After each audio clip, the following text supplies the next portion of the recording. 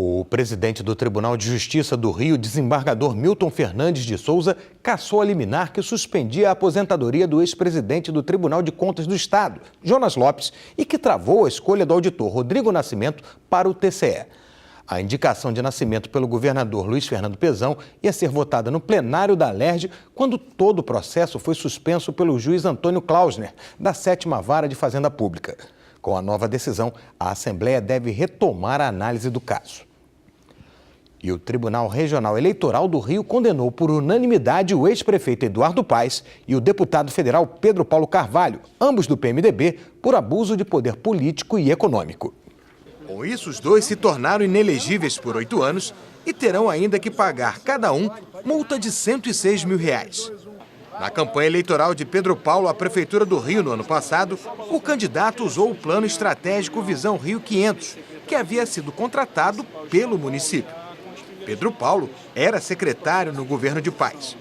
Os dois políticos já anunciaram que vão recorrer da decisão do TRE no Tribunal Superior Eleitoral. Os comerciantes estão otimistas com as vendas neste fim de ano. Mesmo admitindo que alguns preços, como o do bacalhau, estão bem salgados, o consumidor deve gastar mais do que no ano passado. Faltando menos de 2 semanas para o Natal, o movimento é grande nas ruas de comércios populares como a Saara. Mas muita gente vai tirar alguns itens da ceia neste ano por causa dos preços mais altos. O bacalhau está meio salgado, não tá? A crise está muito ruim e vamos tirando devagar. Por exemplo, a gente tem que ver o chefe também, né? Ver que tá a situação dele.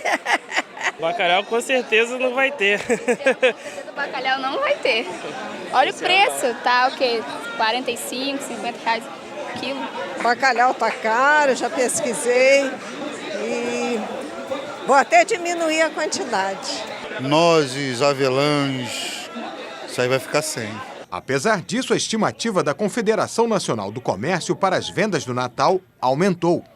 A data deve movimentar quase 35 bilhões de reais, significando uma alta de 5,2% nas vendas na comparação com o mesmo período do ano passado. Os destaques são para os segmentos de hiper e supermercados, vestuário e artigos de uso pessoal e doméstico. O avanço nas vendas deve ser o maior desde 2013. Este economista explica que 3 fatores justificam a previsão de aumento. Primeiro, a inflação. A inflação continua baixa. A inflação vai fechar 2017 abaixo de 3%, que é o piso da meta de inflação definida pelo Conselho de Política Monetária, o Copom. Uma boa notícia. Uma segunda boa notícia é que até por conta dessa inflação mais baixa, os juros estão em processo de queda. Então, a prestação das compras a prazo tende a ficar mais barata sempre que os juros caem. E um terceiro fator, que na verdade dá sustentação ao crescimento das vendas, é a reação do mercado de trabalho.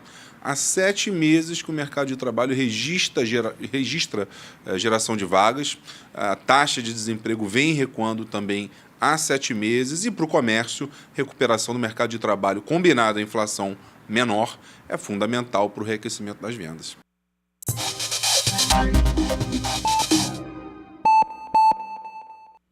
Neste último mês do ano, acontece a campanha de conscientização sobre o câncer de pele.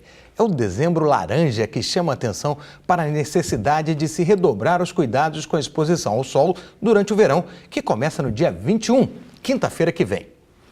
Por ano, no Brasil, de acordo com o INCA, são registrados 176 mil novos casos de câncer de pele.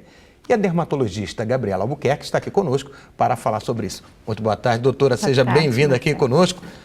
Primeiro, como é que é formado o câncer de pele? O que é o câncer de pele? Então, o câncer de pele pode surgir por manchas, sinais que acontecem na pele, geralmente de uma predisposição genética ou pelo excesso do sol. Por isso que é importante a gente ficar alerta em relação ao excesso do sol.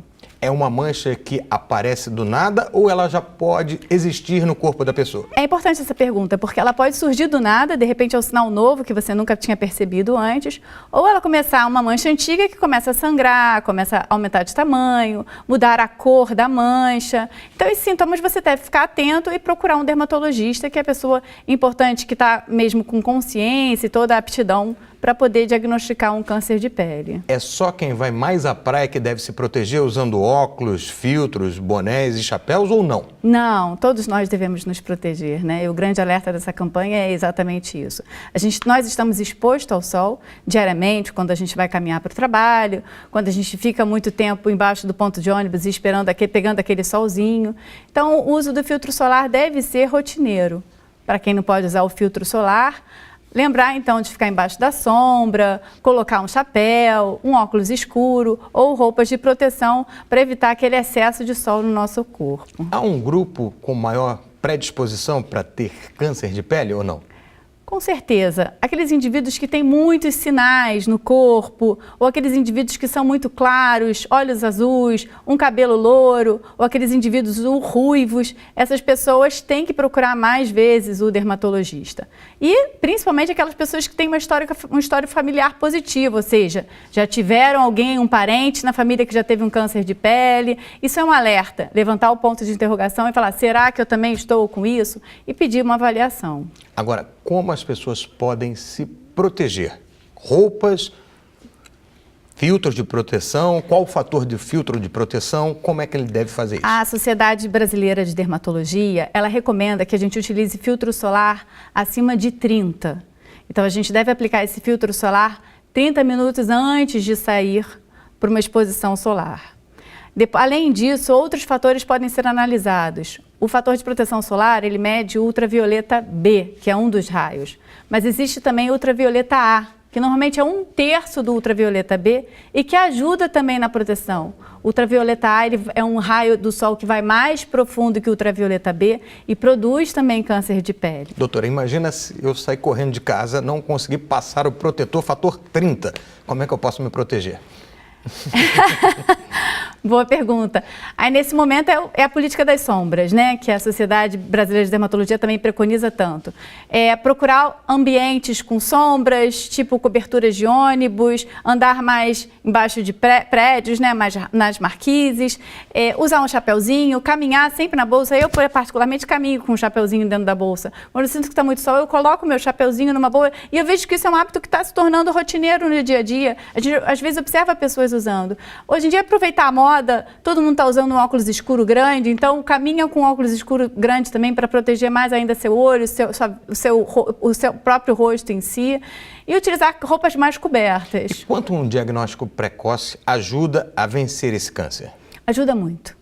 O ideal é que a gente possa fazer o diagnóstico precoce e, felizmente, com essas campanhas que a sociedade brasileira tem feito, tem aumentado muito. Através dessas campanhas, grande parte da população está sendo analisada e a gente pode, então, avaliar o risco, o aumento do índice de câncer no nosso país, principalmente pelo aumento do diagnóstico, né? Diagnosticando cedo, você consegue tirar toda a lesão e ficar livre e curada disso para sempre. Um diagnóstico tardio pode ser, às vezes, complicado. Doutora Gabriela Albuquerque, muito obrigado pelos seus esclarecimentos aqui conosco. Eu que agradeço, foi um prazer enorme estar aqui com vocês.